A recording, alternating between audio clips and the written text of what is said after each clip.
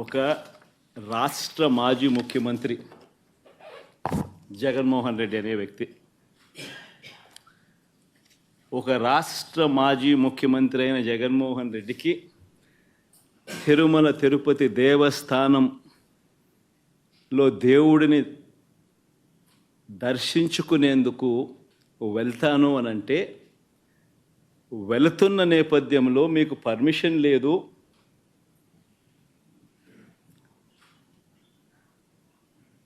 ఆ కార్యక్రమంలో ఎవరు పాలుపంచుకున్నా మీ అందరినీ అరెస్ట్ చేస్తాము అని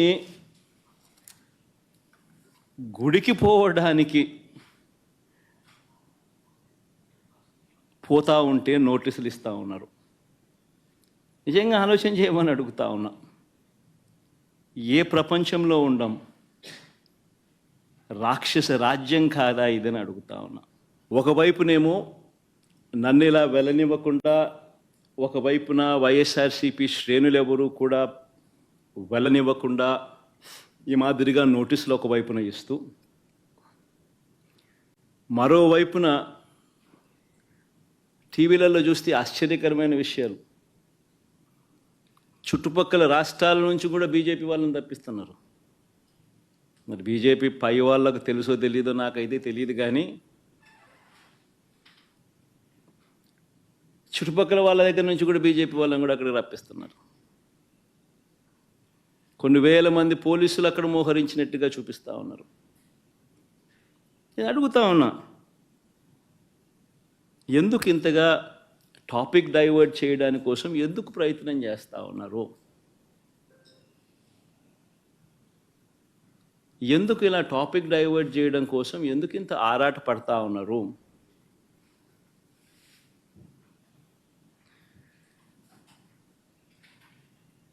గమనించినట్లయితే తిరుపతి లడ్డూల విషయంలో తాను చెప్పినవన్నీ, చంద్రబాబు చెప్పినవన్నీ అబద్ధాలు అని ఒక్కొక్కటిగా రుజువవుతూ కనిపిస్తూ ఉన్నాయి.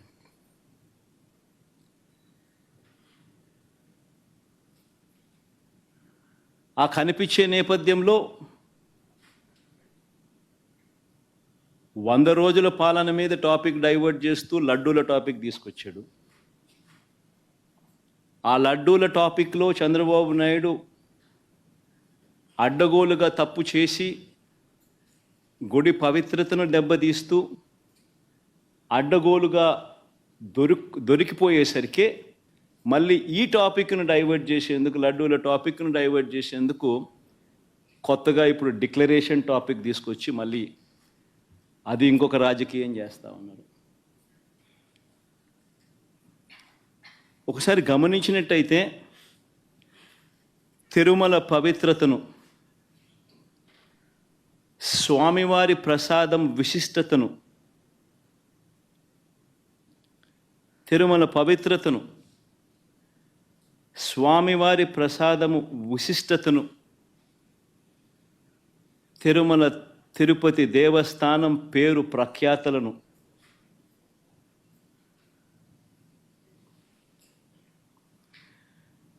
రాజకీయ దుర్బుద్ధితో, ఐ రిపీట్ దిస్ వర్డ్, రాజకీయ దుర్బుద్ధితో, జంతువుల కొవ్వుతో లడ్లు తయారీ అయినట్టుగా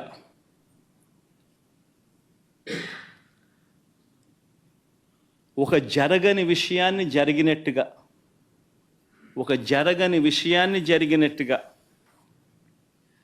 ఆ కల్తీ ప్రసాదాన్ని భక్తులు తిన్నట్టుగా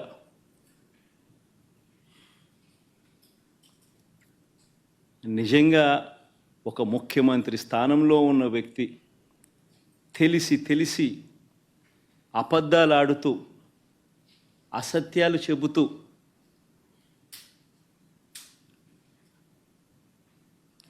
స్వామివారి పేరు ప్రఖ్యాతలను, తిరుపతి లడ్డు విశిష్టతను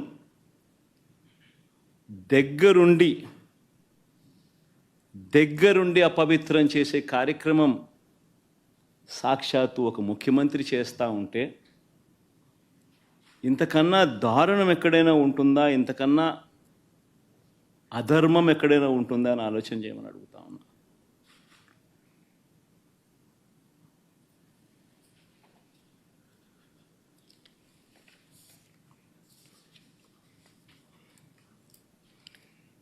ఒకసారి వీటికి సంబంధించిన విషయాలు మరొక్కసారి పునరుద్ఘాటిస్తా.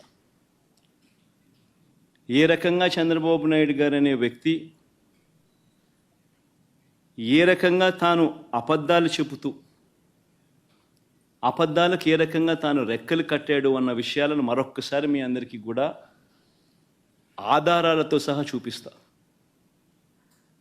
రాష్ట్ర ప్రజలందరికీ కూడా, రాష్ట్ర ప్రజలేగా దేశ ప్రజలందరూ కూడా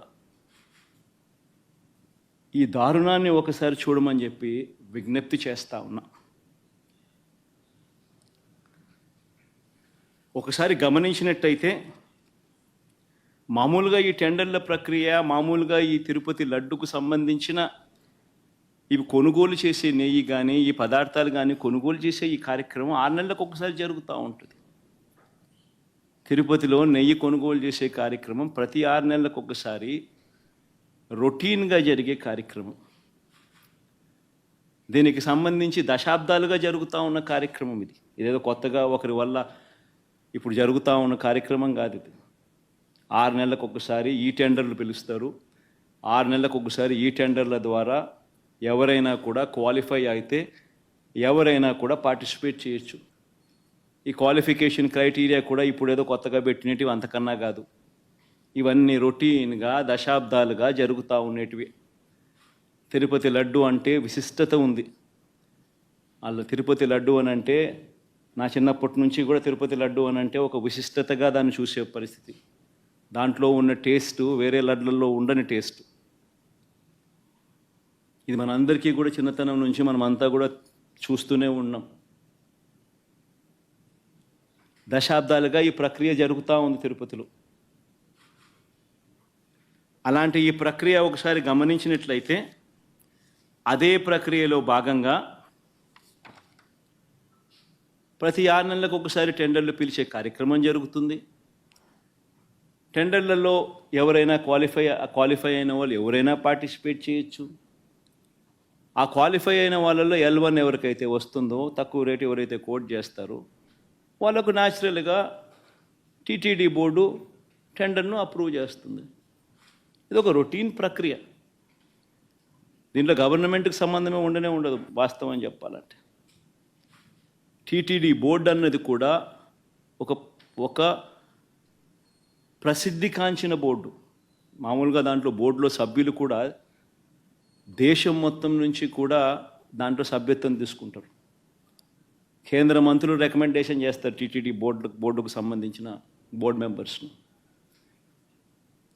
చుట్టుపక్కల రాష్ట్రాల ముఖ్యమంత్రులు కూడా రికమెండ్ చేస్తారు టీటీడీ బోర్డుకు సంబంధించిన బోర్డు సభ్యత్వం కోసం.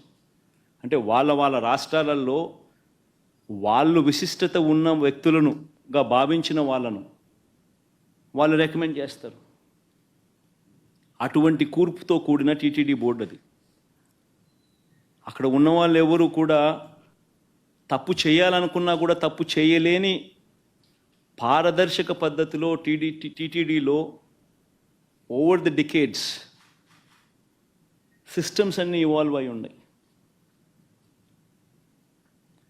అక్కడ వచ్చే వాళ్ళు కూడా బోర్డు మెంబర్స్ కూడా ప్రసిద్ధిగాంచిన వ్యక్తులు. పారదర్శక విధానంతో దేవునికి ఇంకా ఎలా చేస్తే దేవునికి ఇంకా మంచి చేయాలి అని తాపత్రయంతో అక్కడ బోర్డు మెంబర్స్గా వాళ్ళు కూర్చొని నిర్ణయాలు తీసుకుంటారు. ఇవన్నీ నేను చెప్పేటివన్నీ ఏదైతే చెప్తా ఉన్నామో ఇవన్నీ కూడా మనందరికీ తెలిసిన విషయాలే, వాస్తవాలు. ఇక్కడ ఈ ప్రక్రియలో కూడా ఇదే మాదిరిగానే టెండర్లు పిలిచారు. 6 నెలలకు ఒకసారి పిలిచే ఈ టెండరింగ్ ప్రక్రియలో ఆ టెండర్లలో క్వాలిఫై అయిన వాళ్ళను L1గా ఎవరైతే వచ్చారో వాళ్ళను టెండర్స్ అప్రూవ్ చేసి వాళ్ళందరికీ కూడా ఇవ్వడం జరిగింది. ఆ టెండర్లలో అప్రూవ్ చేసిన వాళ్ళు ఒక్కరికే పూర్తిగా కూడా ఇచ్చే కార్యక్రమం కూడా జరగదు. వాళ్ళకు 65% మేరకు వాళ్ళకు ఆ మాదిరిగా ఇస్తారు.